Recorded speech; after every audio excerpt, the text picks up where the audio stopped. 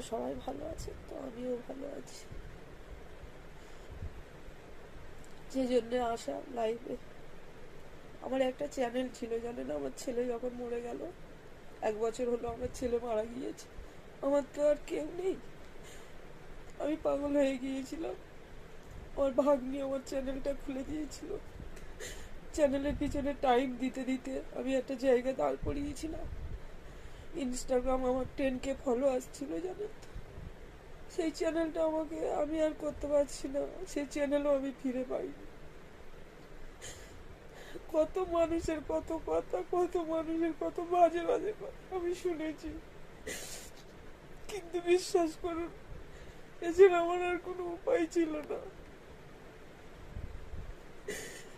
আমার ছেলের স্মৃতি নিয়ে আমি ভুলেছিলাম।